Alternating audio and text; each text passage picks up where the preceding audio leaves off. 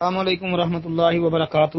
محترم بھائی کا سوال ہے کہ چاند گرہن کے وقت حاملہ عورت جو ہے وہ گھر سے باہر نہ نکلے، کوئی کام کاج نہ کرے۔ کہتے ہیں جیسی کوئی حدیث ہے، بھائی جو کہتے ہیں حدیث وہ پیش کریں۔ ہمارے علم کے مطابق ایسی کوئی حدیث نہیں ہے، بلکہ ہمارے ناقص علم کے مطابق یہ جاہل لوگوں کی باتیں ہیں، یہ جو حالات کی بنائی ہوئی باتیں ہیں۔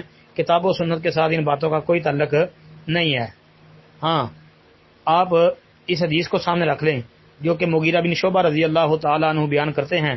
رسول اللہ صلی اللہ علیہ وسلم نے فرمایا ان الشمس والقمر آیتان من آیات اللہ، کہ بے شک چاند اور سورج اللہ کی نشانیوں میں سے یہ نشانیاں ہیں، تو ان کو جو گہن لگتا ہے اس کا تعلق کسی کی موت اور زندگی کے ساتھ نہیں ہوتا جی، بلکہ آپ علیہ الصلوۃ والسلام نے فرمایا کہ جب تم انہیں اس حالت میں دیکھو، یعنی گرہن کی حالت میں دیکھو، تو اللہ تعالیٰ سے دعا کرو اور نماز پڑھو حتیٰ کہ سورج گہن کھل جائے۔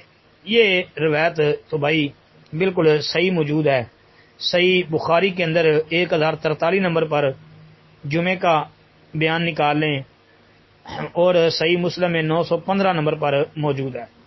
بلکہ ایک حدیث میں لفظ یہ بھی آتے ہیں کہ فَإِذَا رَأَيْتُمُوهُمَا، کہ جب تم ان دونوں کو دیکھو تو فوراً نماز کی طرف لپکو۔ یہ روایت کے الفاظ جو بعد میں نے پڑھے ہیں، یہ صحیح بخاری میں 1046 نمبر اور صحیح مسلم میں 901 نمبر پر، اس کے علاوہ سنن اربع کے اندر بھی آتے ہیں، ابو داؤد، ترمذی، نسائی، ابن ماجہ وغیرہ میں بھی موجود ہیں۔ تو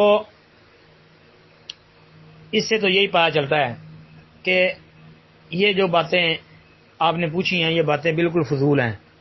بس سورج کو گرہن لگے، چاند کو گرہن لگے تو اس وقت بندے کو چاہیے کہ وہ نماز پڑھے، اللہ رب العالمین سے دعائیں کرے جی، تاکہ وہ ٹھیک ہو جائے جی۔ یہ نبی علیہ الصلوۃ والسلام کی سنت طریقہ ہے۔